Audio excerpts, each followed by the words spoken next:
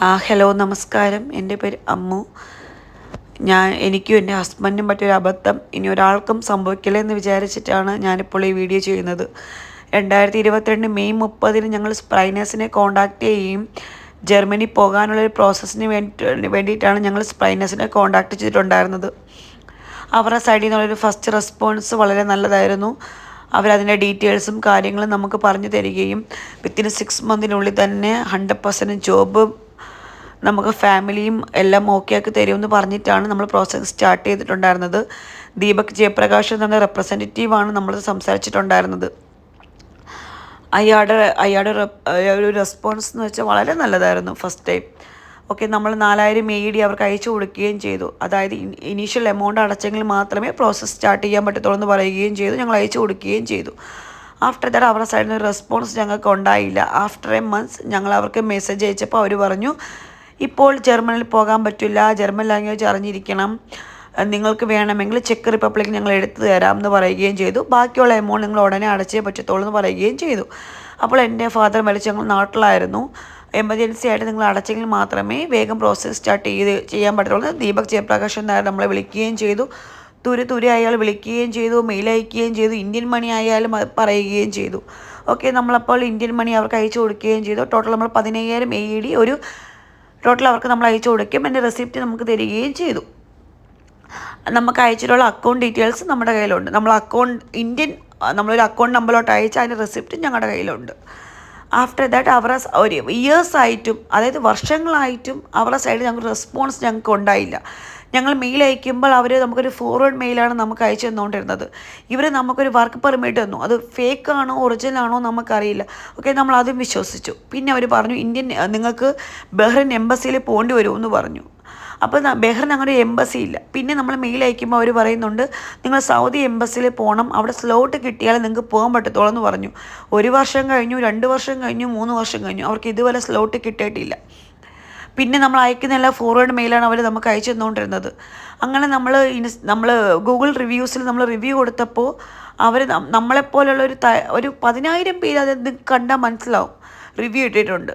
നമ്മളിട്ടപ്പോൾ നമ്മളൊരു black mail, നിങ്ങളത് delete ചെയ്തില്ലെങ്കിൽ നമുക്കെതിരെ കേസ് കൊടുക്കും. നമ്മളത് ഡിലീറ്റ് ചെയ്തിട്ടില്ല, നമ്മളത് റിവ്യൂ ചെയ്തു. ആഫ്റ്റർ ദാറ്റ് അവരുടെ സൈഡിൽ നമുക്ക് റെസ്പോൺസും ഉണ്ടായില്ല. പിന്നെ നമ്മൾ ലാസ്റ്റ് ടൈം നമ്മൾ അവർക്ക് മെയിൽ അയച്ചു. നമുക്ക് ഇവരുടെ എല്ലാ പ്രൂഫും ഞങ്ങൾക്ക് കിട്ടി. അതായത് ഈ സോഷ്യൽ മീഡിയയിൽ ഇവർക്കെതിരെയുള്ള ഒരു വാട്സപ്പ് ഗ്രൂപ്പ് ഉണ്ടായിരുന്നു. അതിൽ നമ്മൾ ആഡ് ചെയ്യുകയും അതിനുള്ള എല്ലാ പ്രൂഫുകളും ഞങ്ങൾക്ക് കിട്ടുകയും ചെയ്തു. അതായത് നമ്മളെപ്പോലെ ഒരു എത്ര പേരെ പറ്റിച്ച് ഇവർ പൈസ വാങ്ങിയിട്ടുള്ളത് നമുക്ക് അതിൽ നിന്നാണ് മനസ്സിലായിട്ടുണ്ടായിരുന്നത്.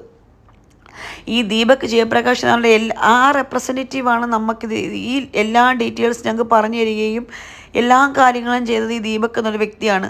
അയാളുടെ എല്ലാ ഡീറ്റെയിൽസും അയാളുടെ അഡ്രസ്സും അയാളുടെ ഫോട്ടോ സഹിതം ഞങ്ങൾക്ക് കിട്ടിയിട്ടുണ്ട്.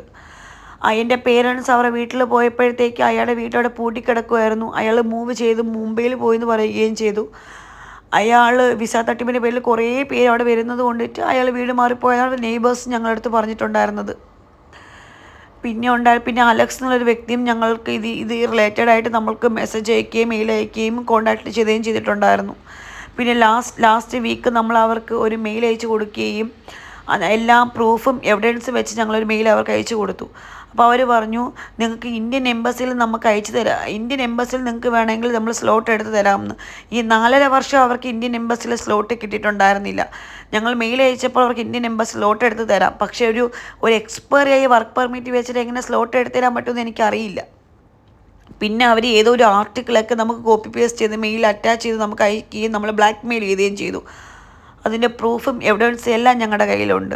ഞങ്ങൾ കഷ്ടപ്പെട്ട് ഉണ്ടാക്കിയ എമൗണ്ടാണ് 15000 ദിർഹംസാണ് ഇവർ നമ്മളെ ഇന്ന് പറ്റിച്ചുണ്ടാക്കിയത്.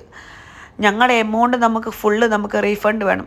നമ്മൾ ഈ പ്രോസസ്സ് സ്റ്റാർട്ട് ചെയ്തപ്പോൾ അവർ പറഞ്ഞിട്ടുണ്ടായിരുന്നു, ഇൻ കേസ് അവരുടെ സൈഡിൽ നിന്നൊരു പ്രോസസ്സ് സ്റ്റാർട്ട് ചെയ്യാൻ പറ്റിയില്ലെങ്കിൽ 100% റീഫണ്ട് തരും എന്ന്. അങ്ങനെയാണ് നമ്മൾ ഈ പ്രോസസ്സ് സ്റ്റാർട്ട് ചെയ്തിട്ടുണ്ടായിരുന്നത്. നിങ്ങൾക്ക് മനസ്സിലാക്കാൻ പറ്റും, പഴയ പേജ് അവർ മാറ്റി ഇപ്പോൾ ഒരു പുതിയ പേജാക്കി. അവരിപ്പോൾ ടോട്ടൽ അവർക്കൊരു 5 റിവ്യൂസ് മാത്രമേ ഉള്ളൂ. അതും പോസിറ്റീവ് റിവ്യൂസാണ്. അതും ഈ 5 റിവ്യൂസ് ഇട്ടത് 5 ഫേക്കാണ്. അവർ തന്നെ ഇട്ട കമൻസാണത്. നിങ്ങൾക്ക് ഞാൻ വേറൊരു ലിങ്ക് ഞാനിതിൽ അറ്റാച്ച് ഒരു ചാറ്റ് ഇതിൽ ഇട്ടിട്ടുണ്ട്. അതിൽ നിങ്ങൾക്ക് മനസ്സിലാവും ഞങ്ങളെപ്പോലെ എത്രയോ പേർ ആൾക്കാർ നല്ലവർ എമൗണ്ട് വാങ്ങിയിട്ടുണ്ടായിരുന്നു. നിങ്ങൾക്ക് ആ സൈറ്റ് മനസ്സിലാവും, trustpilot.com. അതിൽ നിങ്ങൾ സ്പൈനേഴ്സിൻ്റെ റിവ്യൂസ് നോക്കിയാൽ നിങ്ങൾക്ക് മനസ്സിലാവും എത്രയോ പേര് എത്രയോ ലക്ഷക്കണക്കിന് രൂപ കൊടുത്ത ആൾക്കാർക്ക് അവർ ഇതേപോലെ ഞങ്ങളെ പറ്റിച്ചിട്ടുണ്ട്.